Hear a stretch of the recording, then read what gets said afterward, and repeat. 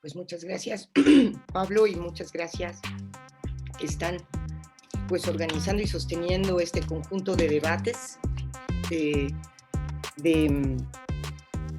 bueno, que siempre son súper importantes y que más que sean en el marco de la próxima visita de la delegación zapatista, que pues está también tratando de conectar y de explorar y de poner en debate múltiples temas sobre un poco cómo seguir en estos momentos tan inciertos, tan desconcertantes, ¿no?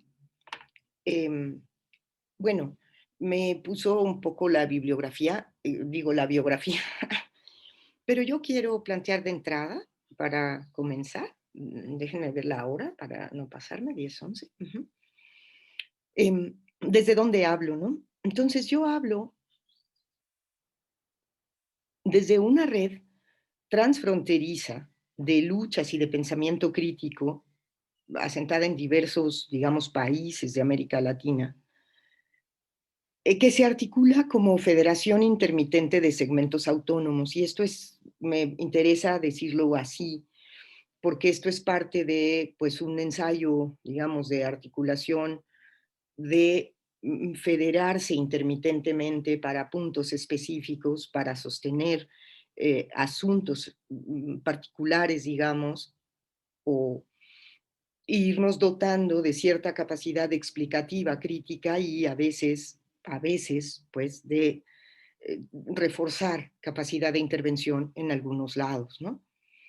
Coproducimos sentidos críticos y nos buscamos respaldar recíprocamente en el curso del tiempo, ¿no? Entonces hablo desde esa red, es una red sin nombre que en algunos momentos se ha llamado el APANTLE, ahora no tiene un nombre muy preciso, pero que nos permite el hacer parte de esta red y sostenerla, tener, digamos, una mirada pues anclada en los diferentes sucesos que van ocurriendo en América Latina con cierta densidad.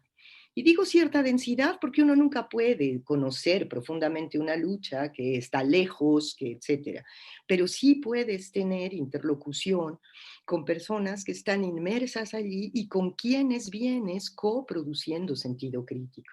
De tal manera que eso, pues, nosotros, lo vivimos como un factor muy importante de enriquecimiento. Es decir, destinamos bastante tiempo a cultivar los vínculos, a sostener los vínculos, y eso lo entendemos como uno de los ejercicios que hacemos en términos de la producción acotada de un sentido común.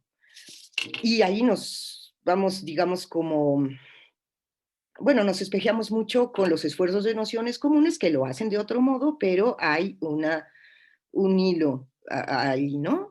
Claro.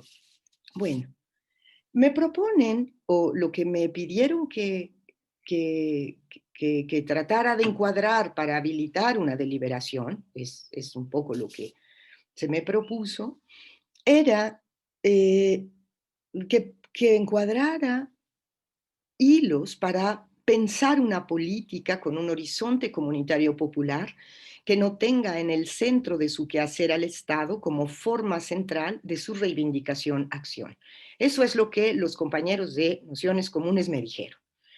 Entonces a eso yo voy a tomarme el tiempo del comienzo para plantear lo que nosotras hemos estado pensando a la luz de una pregunta. Si queremos pensar una política con un horizonte comunitario popular, etcétera, no reitero, ¿qué necesitamos? ¿Qué necesitamos tener como orden argumental, como orden de pensamiento para poder pensar eso? Porque es un pensamiento, o sea, pensar lo que nos proponen los compañeros de Nociones Comunes es pensar a contracorriente. Entonces hay que ir brincando un conjunto de obstáculos del orden dominante de pensamiento, hay que ubicarlos con claridad y hay que desplazarlos para realmente poder pensar. Parece, estoy hablando como trabalenguas, pero a ver si queda más o menos claro. Unas caritas que veo que como que sí, o sea, que sí se entiende. Mm, es un ejercicio anterior a pensarlo, es decir, cómo lo pienso y qué me estorba para pensarlo, digamos, ¿no? Entonces, voy a ir sobre dos ideas, de estas, digamos, condiciones previas para poder pensar una política no estadocéntrica o no necesariamente estadocéntrica,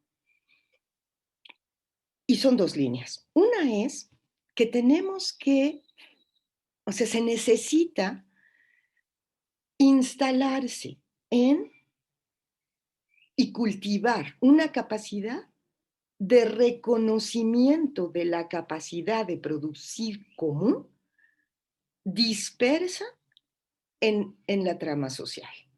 Es decir, necesitamos un poco iluminar el conjunto de prácticas que podemos analizar, que podemos conocer, bueno, de las cuales leemos, etcétera, reconociendo una capacidad de producir lo común como relación social. Es decir, nosotras entendemos lo común más allá de lo que ahora es una, bueno, no solo ahora, es hace bastante, pues casi desde Elinor Ostrom, que ganó el premio Nobel, pues, o sea, hace bastante se discute mucho de lo común, ¿no? Y más de los comunes. Yo a veces oigo que, en particular en el Estado español, la discusión gira mucho en torno a los comunes. Y está bueno la cuestión de los comunes, pero que el pensar los productos que se producen a partir de la práctica de producción de lo común, que para mí esos son los comunes, no obstruyan, no opaquen todo el conjunto de relaciones sociales y sus rasgos, digamos, pues los rasgos que los van caracterizando, que van caracterizando esta relación social o este conjunto de relaciones sociales de producción de lo común, que la cosa no opaque la relación, ¿sí? Porque hay un discurso que ahora circula mucho y que es medio perversón, que pone todo el tiempo el énfasis en esto, en los bienes comunes, como si fueran cosas dadas, como si fueran cosas dadas no coproducidas a través de relaciones de asociación, de gestión del conflicto interno, de la capacidad de acordar fines, de la capacidad de sostener esos fines, etcétera. Es el fenómeno, digamos, muy común en el marco pues, de la civilización capitalista que habitamos, que la cosa opaca el proceso que sostiene la existencia de esa cosa, ¿no? Digamos, en términos más generales. Entonces, reconocer o desconocer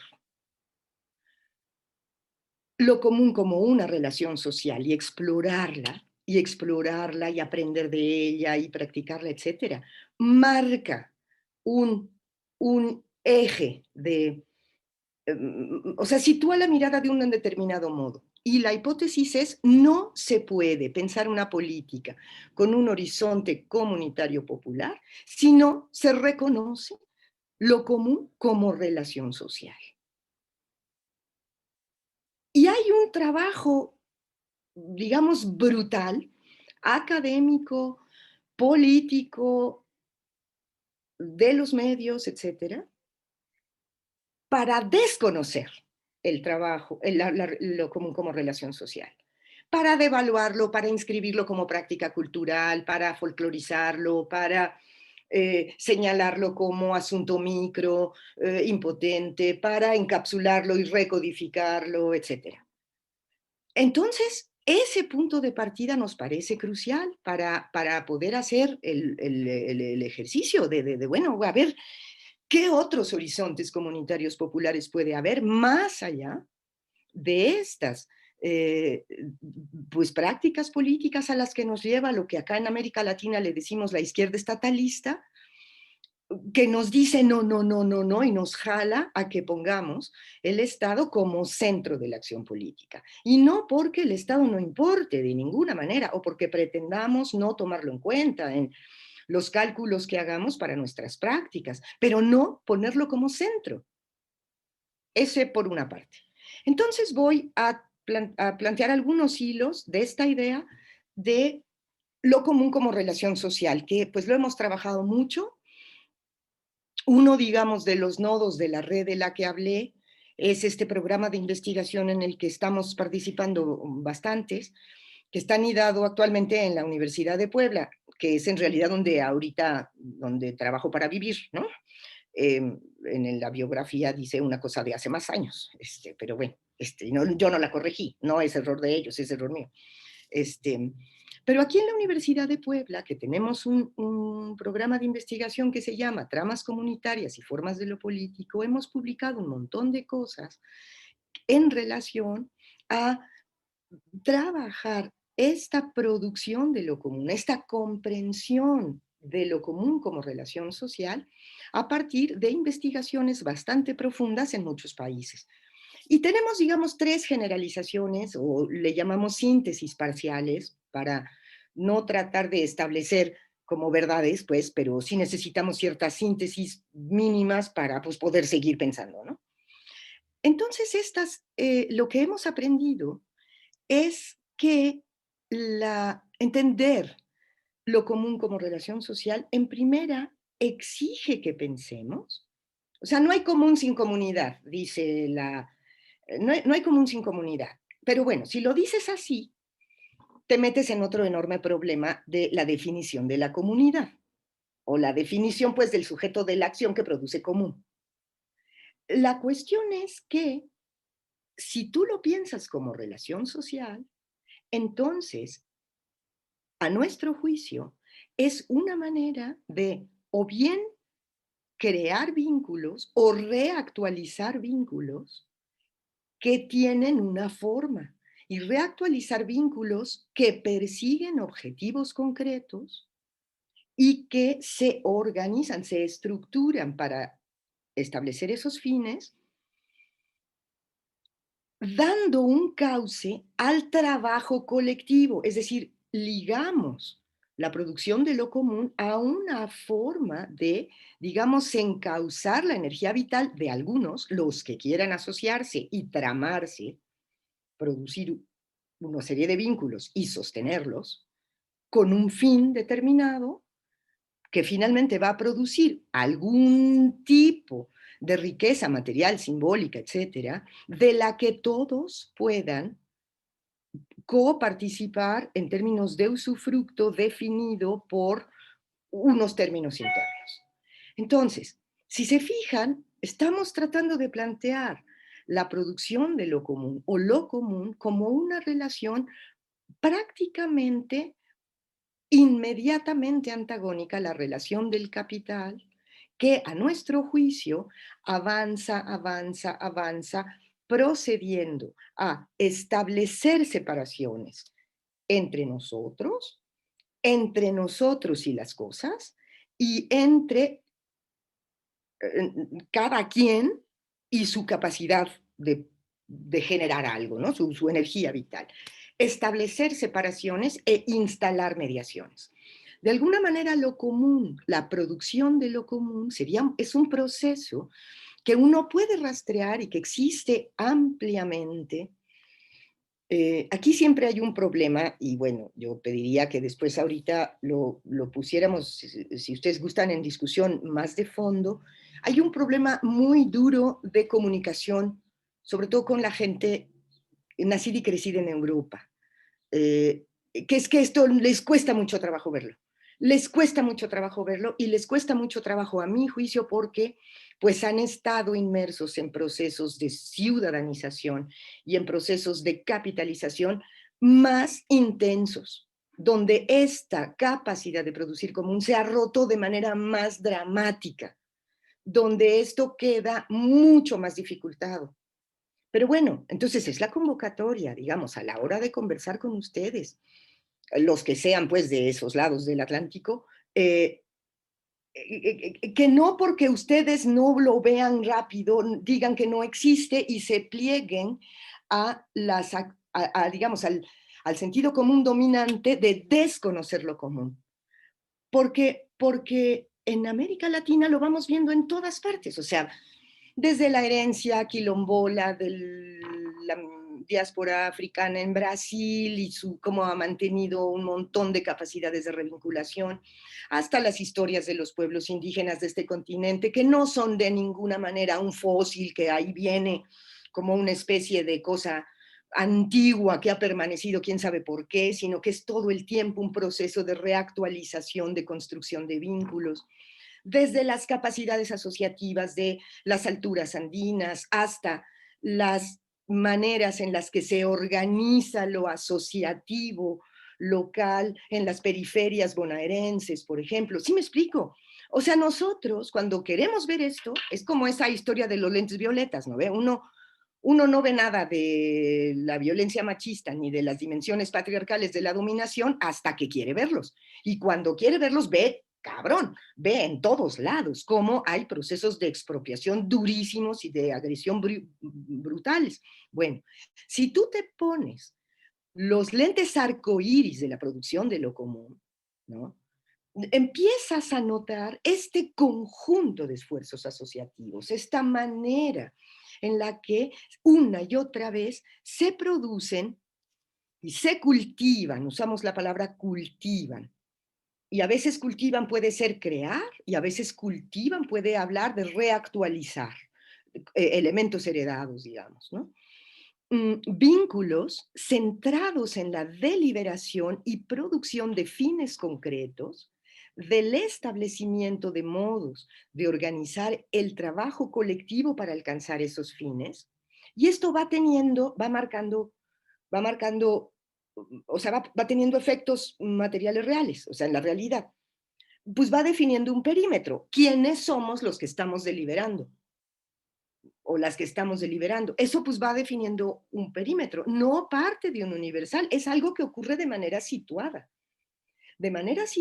y de manera, digamos, con forma diferente en cada ejercicio singular, en cada ocurrencia de producción de lo común, pero que va teniendo lazos, va teniendo similitudes, va teniendo rasgos comunes, rasgos compartidos, rasgos que pueden ser comparables.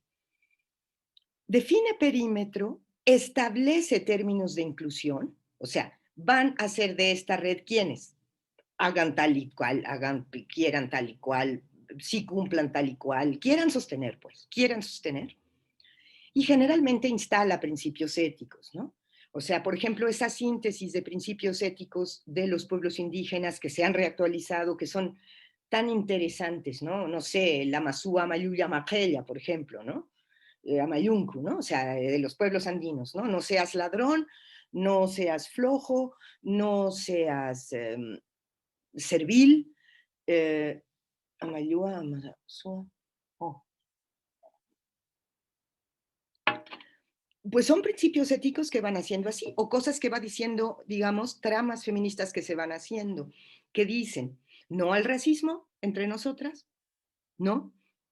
No no al desconocimiento, no a instalar al interior de nosotros la relación de desconocimiento, o cosas así. Cada lugar va dando, va sintetizando principios éticos, pero tienen que ver con establecer términos de inclusión. Términos de inclusión que no inmediatamente están articulados a través de formatos de exclusión binario como los que tienen los estados.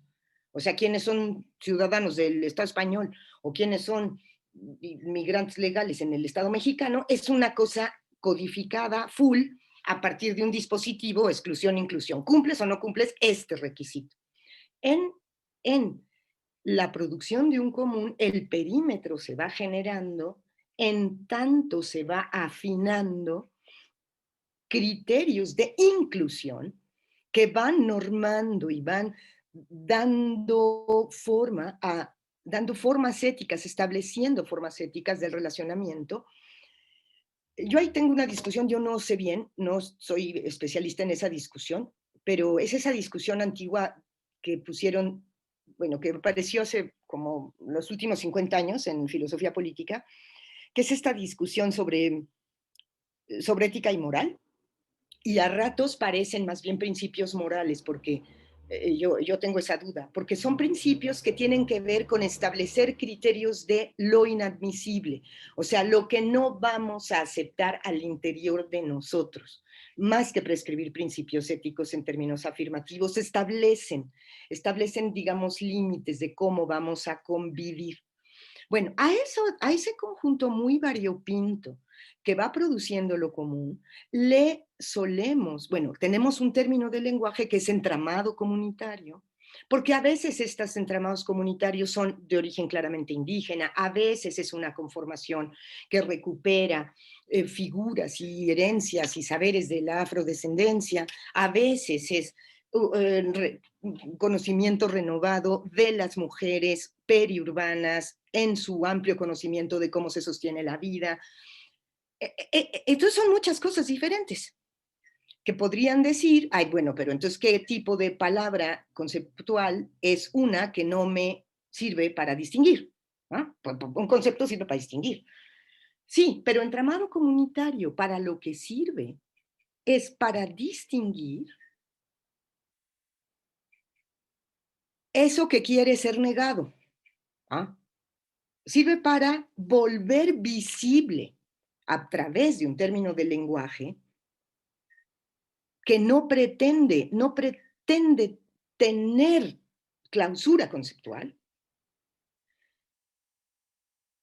a fin de poder aludir a eso que tiene que ser reconocido si se quiere pensar una política con un horizonte comunitario popular. Si solo vemos ciudadanos, listo, vámonos todos a Podemos, afiliémonos a un partido que nos guste y hagamos política ciudadana y veremos cómo nos va.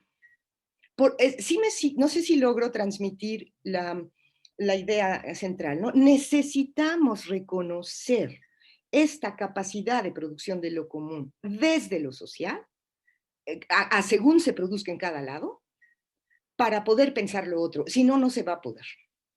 Bueno, la segunda idea, que va muy junta con esto, y ya la estaba yo bosquejando, tiene que ver con que necesitamos reconocer la existencia de formas políticas no liberales. Es decir, necesitamos ampliar la capacidad de comprensión de lo político para desanclarlo de las claves liberales que traen pues con las que pensamos hace 200 años o 300, ¿qué les gusta? Desde el finado Rousseau o Montesquieu, y luego todo lo demás, y luego todo el liberalismo español del 18, 19, y luego todos los esfuerzos por construir repúblicas independientes o remedos de repúblicas independientes tras el proceso de separación de la colonia que le llamamos independencia, que fue una cosa rarísima que hay que ajustar cuentas con eso. En fin, necesitamos reconocer la existencia de formas políticas no liberales. No es un desconocer las formas liberales en su conjunto. Ojo, no es eso. Porque hay que hacer un estudio crítico de la ideología liberal, digamos, más potente, de sus rasgos. No sé, en estos, por ejemplo, estos libros que ahora circulan mucho, por ejemplo, este que se llama La Ilustración Radical, ¿no? Que es un buen tomo donde se repasa mucho a este conjunto de filósofos de la Ilustración, casi siempre hombres, ¿no? Blancos, propietarios, casi siempre, o sea, ojo, también hay que ver ahí qué está pasando, eh, pero que están animándose a dar cuenta y dar razón y dar solución a algunos problemas. No es desconocer plenamente eso, pero es reconocer y tratar de entender que hay otras formas políticas, es decir, que hay capacidades políticas y de politización de otras maneras que no son las liberales y que no necesariamente son corporativas, mafiosas, no sé qué, o sea, un teórico liberal siempre va a decir que cualquier cosa que no sea plenamente liberal, es decir, que no establezca principios individuales de asociación a partir de principios formales de igualación, etcétera, etcétera, etcétera, todo el paquete liberal, va a ser una cosa corporativa horrorosa, que va a estar llena de unas jerarquías añejas, que va a ser una injusticia bárbara. Ese ha sido el discurso que nos ha aturdido, digamos, desde la filosofía política en los últimos años, ¿no? Y bueno, for, entonces nosotras convocamos a que rastreemos y seamos muy sensibles a formas políticas no liberales, es decir, que no están organizadas a través de mecanismos de delegación. Y aquí tenemos un problemita porque parece y a veces se dice que lo liberal es la técnica de organizar la representación. Y sí y no. O sea, lo liberal en política es una técnica para organizar la representación política, y organizar la política como representación. Y sí y no, porque no es solo el problema de la representación. El problema, a nuestro juicio, es el que se establecen mecanismos delegativos, es decir, donde el representante inmediatamente va a quedar convertido en un mandante intocable, hacia el cual no va a ser posible que los representados lo limiten, lo contengan, etc. Entonces, el principio delegativo de la política de la representación liberal es lo que nos parece lo más grave. Esta delegación se articula en los últimos, digamos, pues casi 40 años, ¿no? Porque viene conexo, o sea, en los aspectos liberales del neoliberalismo, es este reforzamiento de la democracia procedimental formal, estructurada a través de partidos, ultra reglamentada, que de entrada va marcando estos mecanismos delegativos uno tras otro, como una cadena en la cual la representación va a ser siempre una representación en ausencia. O sea, el representante va a ser solo representante si los representados están ausentes y están callados. Y ahí hay un gran problema. Bueno, hay otras formas políticas.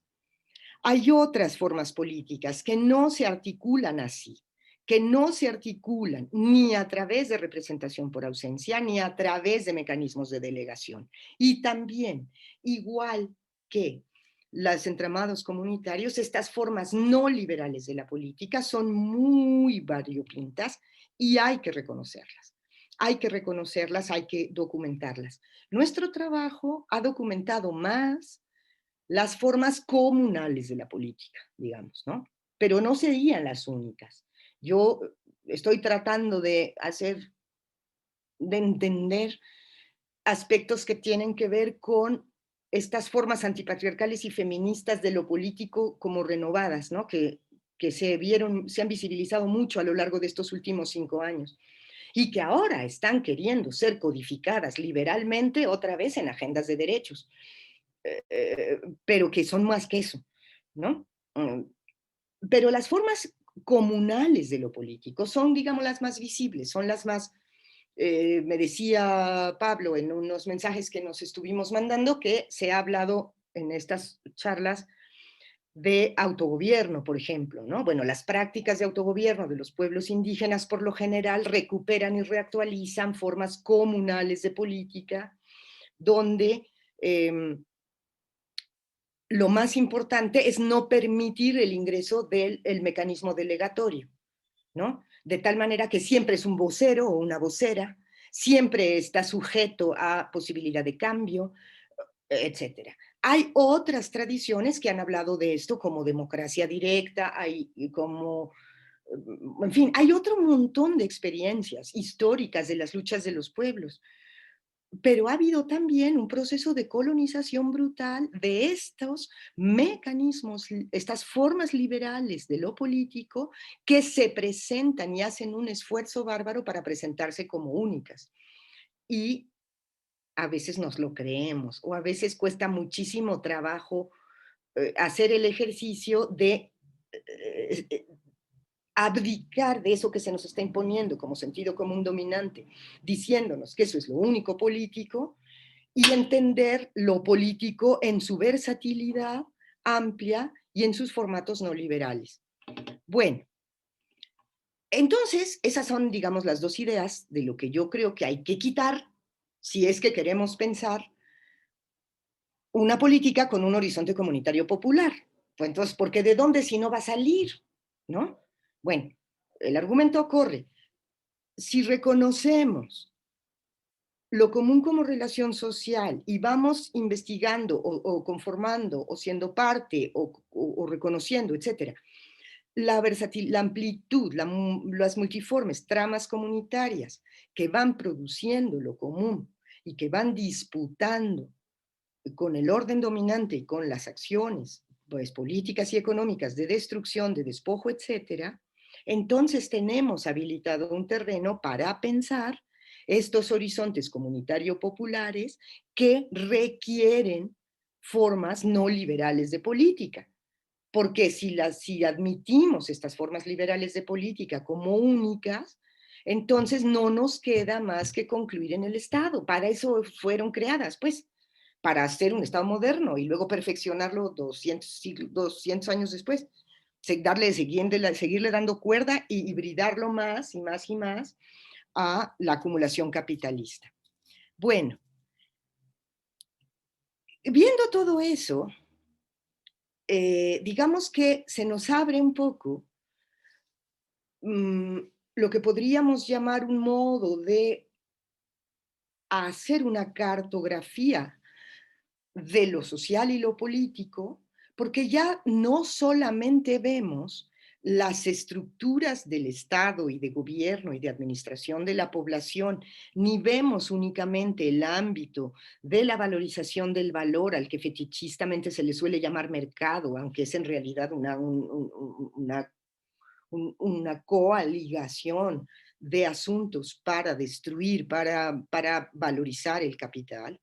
Y empezamos a ver un ámbito muy grande donde hay un conjunto enorme, exuberante de prácticas de reproducción de la vida con capacidad política, con capacidad política. Y desde ahí es justamente desde donde, a mi juicio, o bueno, desde donde yo, pues ahí sí ya hablo en primera y tercera persona, he pensado estas cuestiones del horizonte comunitario popular en momentos de lucha desplegada, ¿no? En momentos fuertes de la lucha social, tomándome en serio lo que las personas que están luchando enuncian que quieren. En esos momentos, digamos, de más fuerza, de más lucidez, de más sentimiento de capacidad.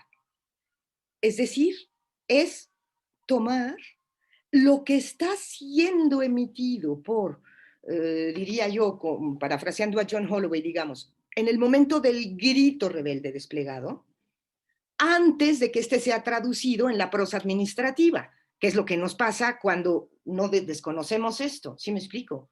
¿Qué otras cosas están diciendo? Sé en el momento del grito rebelde, ¿qué se está expresando como deseo? Eso es lo que a mi juicio va armando hilos de este horizonte comunitario popular. Y lo que yo tengo, al menos hasta ahora, digamos, recuperado en relación a eso, y ya con esto voy cerrando para poder después que dialoguemos, son tres cosas. Es un horizonte que busca establecer tanto como pueda, fijar vetos, o sea, construir y conservar capacidad para movilizarse en torno a vetos que desde lo político y desde el, el, pues los ciclos crecientes de valorización del valor, o sea, el empuje arrasador del capital y su voracidad, lo logremos vetar colectivamente, ¿no? O sea, así se procedió mucho en el momento más duro de las luchas en América Latina en este siglo, donde a mi juicio se cultivaba capacidad de veto. Una capacidad de veto es una cosa inicial que todavía no es plenamente afirmativa, pero cuando se despliega capacidad de veto, es decir, cuando, como en un movimiento de autodefensa, no dejas pasar lo que quieren hacer contigo, hay una capacidad colectiva que se autoafirma y que entonces empieza a a decir que quiere, a decir que quiere. Y lo que ha dicho es que quiere reapropiarse de riqueza material y que quiere usarla para otra cosa. Quiere reapropiarse de agua, quiere reapropiarse de hidrocarburos, quiere reapropiarse de semillas, quiere reapropiarse de cosas. Es decir, que quiere reapropiarse, que quiere sustraer riqueza material del control del orden del capital. Esto no es un proyecto sintético, ¿ah? No es simétrico con el proyecto estatal. Y por ahí se nos cuela la izquierda estatalista, que dice, es que estas luchas son una dispersión, estas luchas no tienen un horizonte en realidad, y nos treparemos a las luchas y propondremos una síntesis rápida, nosotros decimos una síntesis por arriba, y entonces suplantaremos este movimiento a través de pedirle que delegue en nosotros, porque se empiezan a estructurar formas partidarias, y le sale mal, o sea, la izquierda estatalista, le sale mal. No hay balance bueno, de veras, en la izquierda estatalista actualmente, pero sí hay una gran capacidad de bloqueo de ese horizonte reapropiador. Y es un horizonte digamos, la deriva feminista y antipatriarcal de luchas, al menos en América Latina, de los últimos 5 años, en su renovación, han puesto otras dos claves, me parece, ¿no? La clave de una resignificación de la autonomía del cuerpo más allá de los derechos. Así me gusta un poco decirlo. O sea, no es desconocer los derechos alcanzados, pero es decir, los derechos alcanzados e inscritos en el Estado son totalmente insuficientes y vamos por una autonomía del cuerpo muchísimo más plena y sobre todo del cuerpo más allá del cuerpo individual, bajo estas formas organizativas tan anómalas que se han estado produciendo, ¿no? Yo siento que en particular la pandemia ha sido un momento muy duro, la pandemia, el confinamiento, la gestión sanitaria policial de la enfermedad, etcétera, etcétera, etcétera, han hecho irse para atrás ese horizonte que venía bullendo, que se empare desde las luchas feministas más potentes, más radicales, más expansivas, que estaban planteando autonomía, es decir, reapropiación del cuerpo propio, del cuerpo colectivo, para empujar capacidades de reapropiación de otras riquezas materiales y para relacionarse con el Estado a través ya no de demandas, sino de mandatos. Eso es también muy interesante. Para hacer variar la relación del movimiento con el Estado, estableciendo mandatos. Pues me faltaba un punto, pero ya no me va a dar tiempo y además está muy jalado. Yo creo que ya con esto me siento contenta, pues siento que lo que quería decir ya lo expuse. Entonces ahora, pues me gustaría mucho escuchar si les hace sentido, si no, en fin, ¿no? Pablo, yo aquí me quedo. Gracias.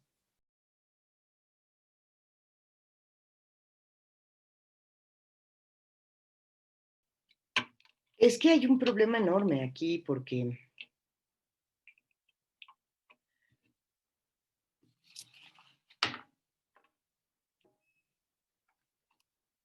este tipo de praxis, o sea, uno no puede imponerle, digamos, o hacer que los, o sea, que aquellos que practican formas liberales de la política partidaria,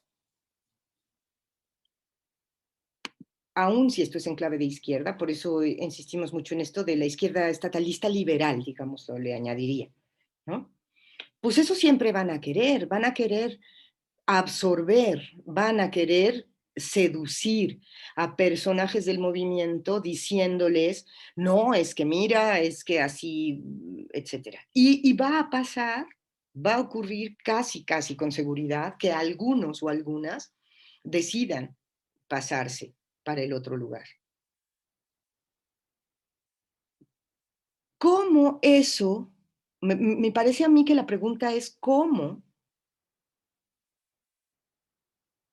nos dotamos de maneras, de formas argumentales, de fuerza expresiva, de capacidad, mm, de capacidad de eso, de capacidad verbal, o sea, porque si no, es que si no lo decimos no va a haber y no vamos a poder expresarlo, para que eso no rompa los movimientos, ¿no? A ver, en términos del movimiento feminista, ahorita en Argentina está habiendo un debate muy duro en torno a eso, por ejemplo, ¿no? Porque con estos Fernández que están gobernando desde hace un tiempo, que se abrieron a empujar esa reivindicación histórica de la despenalización del aborto, que se había ido trabajando como mandato social, etcétera, pescaron y pepenaron a un montón de compañeras y ahora están en el Estado, en los ministerios de igualdad de género, ¿no? Y eso está siendo un problema. O sea, vamos, estamos hablando de ese movimiento inmenso, gigante, gigante, ¿no? De la Argentina. Entonces, unas cuantas están allí, esas se ponen como interlocutoras. Está pasando que como están en estos ministerios de las mujeres que son siempre como secundarios, no tienen tanta capacidad de destrozar los movimientos, pero sí perjudican. Sí perjudican en la medida en la que el debate, por ejemplo, en el caso argentino, se sigue dando en términos de autonomía y proestatalismo, ¿no? Como un binario más. O sea, como si habitáramos un binario excluyente entre eh, política de la autonomía, política de lo proestatal, por ejemplo, ¿no? Nosotros lo que tratamos de pensar todo el tiempo es decir nuestro lugar desde donde afianzamos nuestra práctica, que eso sea lo que quede dicho. Nosotros empujamos una práctica no estadocéntrica, desde el llano, y después le ponemos un apellido. Esta red piensa mucho eso. No necesariamente antiestatal. ¿En qué sentido? En que sí nos interesa en el curso de la lucha ir estableciendo e insertando en términos de mandato asuntos al interior del Estado. El chiste es cómo se coloca el movimiento. Hasta ahora lo que ha ido pasando es que el movimiento alcanza un límite y en vez de seguir concentrándose, voy a decir capaz barbaridades porque es lo que conozco de lo que pasó después del 11M, antes del asalto a las instituciones, o no sé cómo se llamó, ¿no? Allá en ustedes. Siempre tiene un nombrecito, ¿no? Se estaban pensando un conjunto de formas de comunizar, de empujar lo político más allá de lo liberal, de establecer términos de algún tipo de reapropiación posible, etcétera. Se habían abierto un conjunto de debates interesantes que de repente vuelven a quedar traducidos en la prosa estatal, lo que decía yo hace un rato. Es decir, eso va a pasar. El problema es cómo podemos seguir pensando y clarificando lo que hacemos en términos, lo que hacemos nosotros y otras, como construcción de capacidad de lucha por fuera del Estado. Y como construcción de capacidad de lucha y de autodefensa en términos de disputar riqueza material, como venimos haciéndolo, ¿no? Ahí hay alguno que otro ejemplo, pues muy, muy, muy interesante, ¿no? Hay muy, muy, muy interesante en lo que pasa parcialmente en Chile actualmente, lo que pasaba en el Ecuador en el año 2019, que ahora que fue esa revuelta, ¿no? Inicialmente contra los hidrocarburos, pero que empezó a plantear una alianza entre la ciudad del campo, entre los movimientos indígenas y los movimientos feministas, que eran una maravilla, ¿no? Pero que, bueno, primero se pandemizan y luego se les reinstala otra vez una especie de polarización política que despolitiza estas otras formas. Eso contestaría, che, no sé muy bien qué más decir, pero a ver si. Planteo otras, bueno, están llegando algunas preguntas más. A ver, Che, dime. háganme todas las preguntas que quieran, pero a mí me gustaría más conversar, o sea, no piensen su intervención en términos de pregunta, porque entonces yo hago este monólogo. Digan su cosa y entonces conversamos.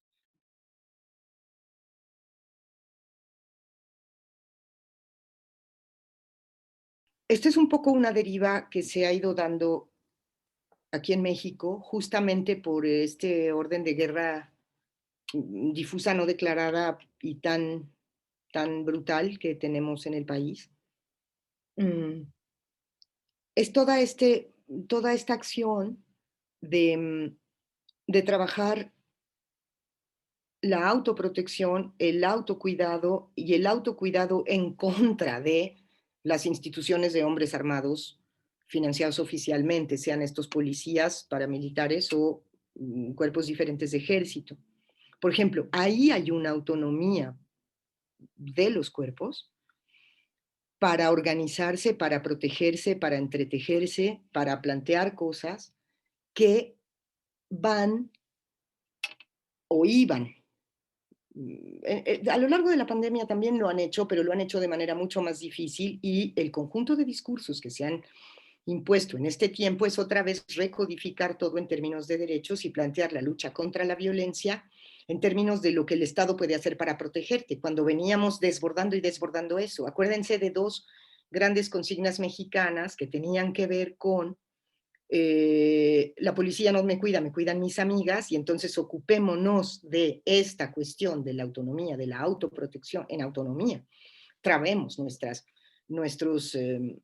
formas de autodefensa, nuestras formas de autoprotección y autocuidado, que era una cosa muy, muy ampliamente discutida aquí en México, y pero es menos, pues, porque ahora tienes a los marinos vacunando y tienes a la Guardia Nacional llevando la vacuna de aquí para allá, y entonces tienes este gran fetiche de la vacuna privada como solución de la condición pandémica, otra vez como reinstalando y como confundiendo las cosas, ¿no? Eh, ese es uno. Y luego, por ejemplo, en todo lo que tiene que ver con entender que tienes que reapropiarte del tiempo. Esta cuestión de la reapropiación de los tiempos que se venía dando de manera muy potente hasta antes de la pandemia, recuperación de tiempo propio, esa recuperación de tiempo propio que estaba planteando el movimiento feminista, que ahora se reunía para discutir entre las compañeras, para plantear sus cuestiones, para no dejarse hipotecar para poner nombre a lo que no quería, etcétera. Esta recuperación del tiempo se ha visto brutalmente paralizado en el momento de pandemia con esta reinstalación privada del trabajo y esta mezcolanza de trabajo productivo y reproductivo, familiarista y confinado, que ha estado muy duro de vivir, digamos, ¿no? Y que ha habilitado las condiciones para la traducción de los hilos de búsqueda de autonomía del cuerpo como fundamento de autonomía colectiva y simbólica para plantearte cuestiones de disputa material y de disputa política. Ahora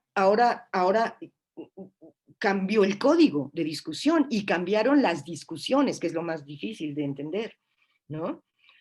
Yo percibo ahora un esfuerzo inmenso de establecer y ordenar la discusión entre los feminismos de un modo tremendamente ideologizado, en los cuales lo que más importa es cómo se van delimitando los grupos de distinción, cómo se van distinguiendo los pequeños grupos a partir de cuáles creencias suscriben o de cuáles adherencias ideológicas tienen, cuando veníamos produciendo un sentido común que nos apuntalaba una capacidad de reapropiarnos de nuestros cuerpos, del tiempo, de funciones públicas finalmente, como cuidarnos, como hacer justicia, como tal.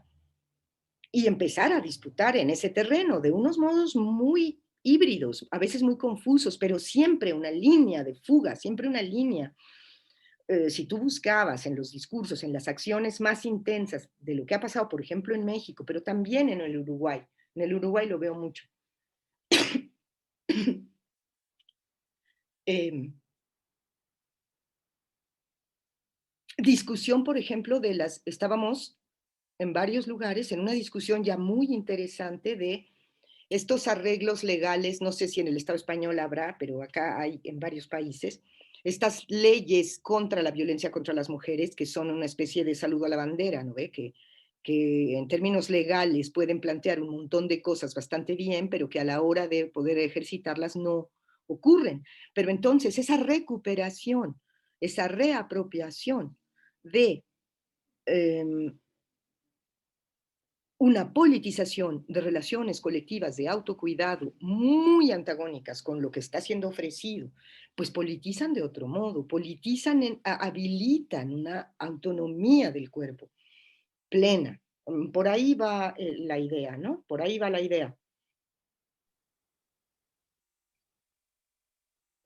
Pero quizá, o sea, a ver, para precisar, no es como lo pienso yo. Este poner en el centro la cuestión de la autonomía del cuerpo y resignificarlo es uno de los contenidos que estaba bullendo de maneras muy diferentes en la multiplicidad de las luchas feministas contemporáneas en América Latina, y esta, esta, este hilo, este contenido de fondo que se presentaba de diferentes maneras es lo que es objeto ahora de recodificación en formato de derechos, otra vez reinstalándonos como o empujándonos hacia la calidad de víctimas y empujándonos hacia la calidad de objetos de protección, que es un horror, ¿no?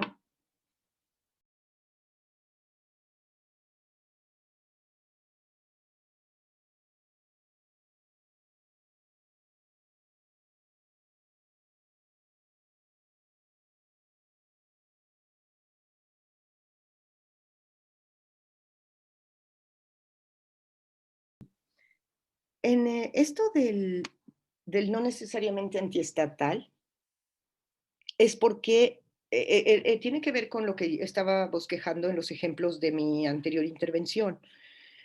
Tienen que ver con que a veces, en ocasiones puntuales, los propios movimientos en sus alcances prácticos, cuando van adquiriendo más fuerza, etcétera, necesitan establecer reequilibrios generales, así les decimos, ¿no? Nosotros. Esto lo hemos trabajado mucho con justo los compañeros de Uruguay. Entonces, reequilibrios generales, ¿qué son? Son finalmente arreglos que tienen que ver con el Estado. Entonces, ¿cómo se puede plantear una política de no subordinarse al Estado, pero tampoco de quedarse aislado sin, sin disputar con el Estado los términos del arreglo general? Ahí es donde pensamos esta cuestión de la política de los mandatos, de la política de parte, que viene muy en consonancia, o bueno, lo hemos deliberado bastante con algunas de las ideas también allá en el Estado español de lo que va proponiendo en como relectura histórica este compa Emanuel Rodríguez. Sí, ¿no ves? El del... Sí, sí, Emanuel, el de Trafis, ¿no? Sí. sí, sí. Este, porque tiene que ver con reequilibrio general, porque si no siempre parece puro local, local, local, es de lo que te acusan, ¿no? O sea, los estados céntricos, ¿de qué te acusan? Ay, tú y tus tiliches locales que no tienen capacidad política y tu ignorancia de los procesos estatales. Pues no, es la profunda búsqueda de intervenir en el arreglo general, no de la manera como el propio Estado te quiere decir que lo hagas, sino interviniendo de otro modo, ¿no? Y en ese sentido es una política reactiva, pero no únicamente. Cuando en Bolivia se planteó el agua como derecho humano y el agua, o sea, y el control social de las instancias de gestión del agua, que luego se volvieron un desastre, como lo hace el Estado, y empezó formas liberales de la política de por medio a proceder por sustitución, a negar, etcétera, etcétera. Pero ese era el arreglo que se quería establecer con mucha claridad cómo se iba a establecer la gestión del agua, cómo interdependíamos del agua y cómo se establecían los términos de su uso. Uno, y que un montón estuviéramos en el control, o sea, que no, esto no fuera un tema de expertos, pues, sino que este control del agua estuviera así. Eso no pasó a la larga, pero costó mucho trabajo. O sea, fue una disputa de muchos años hasta que a la larga, en el momento ya pues del endurecimiento del propio MAS como partido, en el cambio que se va ocurriendo generalmente por quienes ocupan el Estado y hacen política estadocéntrica, pues lo que quieren hacer es negar cualquier autonomía de los otros, ¿no? Entonces, pues así quedó, ¿no? Es decir, es un esfuerzo por pensar el arreglo general, le diría, creo que Alexia es quien pregunta, quien dice, ¿sí? Eva. Alexia. Eva, es cómo piensas el arreglo general político de las sociedades, ¿no? ¿Cómo lo piensas más allá del Estado? ¿Cómo pasas de un conjunto de luchas eh, locales muy potentes que se pueden dar a los arreglos generales que son necesarios, ¿no? Eh, sin clavarte en que el Estado es el lugar de la totalización de lo social y de la titularidad de lo político. O sea, sin creer en eso, que es lo que te dijo el liberalismo desde el 18. Pero ¿cómo lo piensas entonces? Y ahí es esta cuestión de ir sobre todo, pensar en estas políticas de mandatos, abdicar de dos lugares, del lugar de víctima, del lugar de carente y del lugar de demandante, ¿no? Y no pensar así, que es donde te quieren poner, es hacia donde te quieren colocar, ¿no? En fin, por ahí van y pues yo tengo este conjunto de preguntas que les dejo ahí nomás, pero también tenemos estas reflexiones que sostienen y que creo yo que pues permiten seguir dándole vueltas. Como dice Donna Haraway, sigamos con el problema, porque es importante ahora, ¿no? Pues muchísimas gracias, Raquel. Yo creo que ha estado estupenda la intervención y el debate. Y nada, muchas gracias a todos, a todas, a todes y bueno, especialmente también a a quien está siguiendo la sesión desde sus colectivos en Vitoria, Recaleor y otros grupos en Suiza, Chile y demás, que bueno, pues que también queríamos mandarles un abrazo porque además las sesiones no son iguales vistas uno solo, cuando también son en colectivo, imagino que estarán produciendo algo de debate por allá. Así que nada, muy especialmente a Raquel por haber estado hoy aquí y nada, si quieres decir alguna última cosa, con eso cerraríamos. No, pues nomás muchas gracias y aquí nos encontraremos. Ya me estarán contando, Che Pablo, para cómo van estos debates y pues eso, muchas gracias. Pues Nada más. muchísimas gracias y